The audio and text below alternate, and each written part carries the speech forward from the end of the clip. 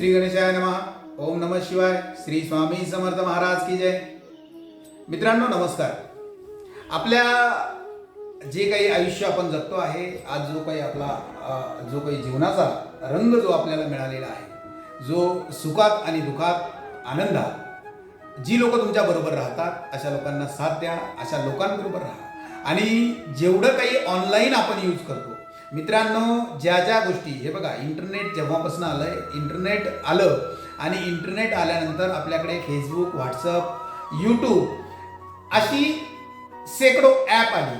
आणि या ॲपमुळे सगळ्यात महत्त्वाचा मुद्दा म्हणजे सगळ्या गोष्टी सगळ्यांना कळायला लागल्या. आणि या सगळ्या गोष्टी ज्यावेळेस कळायला लागल्या तर हे कळणं गरजेचं आहे. परंतु त्यावर WhatsApp, Facebook, YouTube, Instagram, Telegram यावर जेवढ्या काही गोष्टी आहेत, काय बघावं काय बघू नये हे समजणं गरजेचं आहे.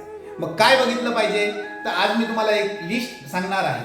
हे जर तुम्ही बघितलं आणि याचा जर कधी तुम्ही अध्ययन केलं तर तुमचा येणारा काळ तुमचा आहे. येणाऱ्या काळामध्ये तुमच्या मुलांना, तुमच्या पूर्ण परिवाराला सुखच मिळेल, दुःखाचं सावटही तुमच्यावर पडणार नाही. तर मग काय केलं पाहिजे मित्रांनो, आज तुम्ही विचार करा, यूट्यूबवर तुम्ही काय बघायला पाहिजे.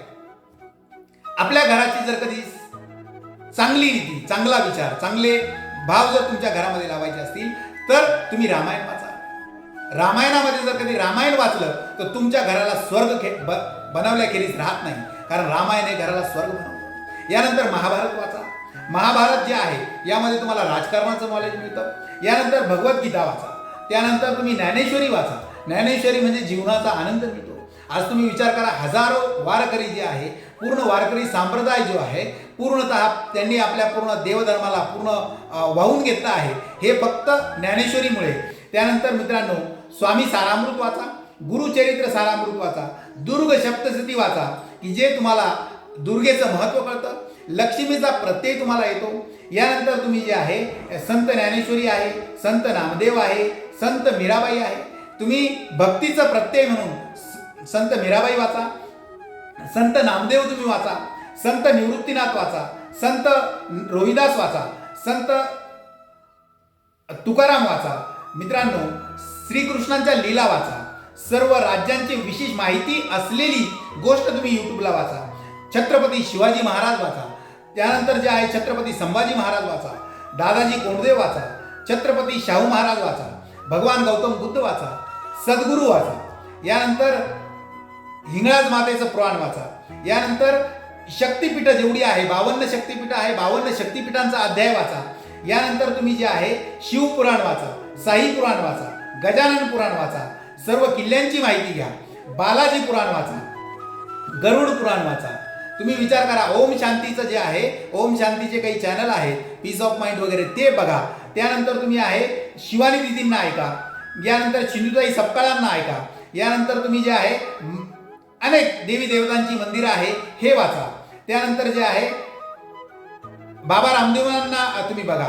त्यानंतर डॉक्टर बाळकृष्णांना बघा, जे तुम्हाला आयुर्वेदाचं नॉलेज तुम्हाला देतात. यानंतर हनुमान पुराण वाचा, अश्वत्थामा पुराण वाचा, ओशो रजनीश वाचा, प्रत्येक सण वार व्रत वैकल्य वाचा. यानंतर प्रत्येक राज्यांची माहिती घ्या, प्रत्येक देशाची माहिती घ्या, प्रत्येक देवांची माहिती घ्या, प्रत्येक देव उत्पत्तीची माहिती घ्या. मित्रांनो, या पूर्ण भारत वर्षामध्ये अहिल्याबाई होळकरांची जी काही पूर्ण विहिरी बांधल्या गेल्या, मोठमोठी आश्रमं बांधली गेली, मोठमोठी किल्ले बांधली गेली, मोठमोठी राजवाडे बांधली गेली, त्यांचा इतिहास वाचा. यानंतर जे आहे असे एवढे जेवढे काही तुम्हाला मी सांगितलंय, यापेक्षाही अजून काही धार्मिक अशी काही लोक आहे का जी धार्मिकतेचा प्रचार करतात, ते वाचा. तुम्हाला तुमच्या आयुष्यामध्ये जर खरोखर चांगलं जगायचं असेल, खरोखर चांगल्या जगण्याचा तुम्हाला आस्वाद जर घ्यायचा असेल, तर तुम्ही जे मी सांगितलंय ते वाचा. असं मी म्हणत नाही की माझ्याकडे खूप नॉलेज आहे. मित्रांनो, हे वाचल्यानंतर तुमच्या फॅमिलीमध्ये, तुमच्या परिवारामध्ये आनंदाचा वर्षा होणार आहे, आनंदाची आपण वृष्टी होणार आहे. ही आनंदाची वृष्टी तुमच्या फॅमिलीला, तुमच्या परिवाराला, तुमच्या मुलांना, तुम्हाला येणारी तुमची पुढी ही सुख, समृद्धी, ऐश्वर्य आणि चांगली मिळेल. कारण तुम्ही विचार करा, फालतू कोणत्याही गोष्टी बघितल्या मित्रांनो, याला अंत नाही. आणि याला अंत नसल्या कारणाने तुम्ही फालतू गोष्टी बघूच नका. तुम्ही हे बघा, तुमच्या मुलांना हे बघायला लावा. तुम्ही जी पुस्तकं वाचा त्या मुलांना वाचायला लावा. म्हणजे तुमचा येणारा काळ तुमचा आहे मित्रांनो. कारण की हे कलियुग आहे. कलियुगामध्ये बरीचशी लोक आस्तिक आहे, बरेचशी लोक नास्तिक आहे. आणि ह्या नास्तिकतेचा आणि आस्तिकतेचा तुम्ही जर चांगला विचार केला, असं लोक म्हणतात की बाबा मी देव मानत नाही, मी अमुक मानत नाही. मित्रांनो, ह्या भूतलावरती जेवढं काही चालू आहे ना, जेही चालू आहे ते देवाच्या आज्ञेबगैर तुम्ही श्वासही घेऊ शकत नाही. त्याच्यामुळे तुम्ही ह्या गोष्टी ज्या मी सांगितल्या त्या वाचा.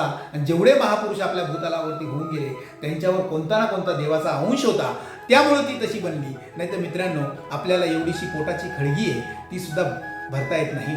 आणि ती जर भरता आपल्याला येत नाही तर त्यांनी एवढे मोठे मोठे गडकिल्ले बांधले, त्यांनी मोठमोठे एवढे राजवाडे बांधले, त्यांनी मोठमोठ्या एवढ्या राज्याचे राज्य विकत घेतले, त्यांनी जो काही पूर्ण प्रत्यय त्यांनी त्यामध्ये दिला, हे समजणं गरजेचं आहे. आणि जोपर्यंत आपल्याला हे समजत नाही तोपर्यंत आपल्याला आपल्या नॉलेजची कमतरता जाणवेल.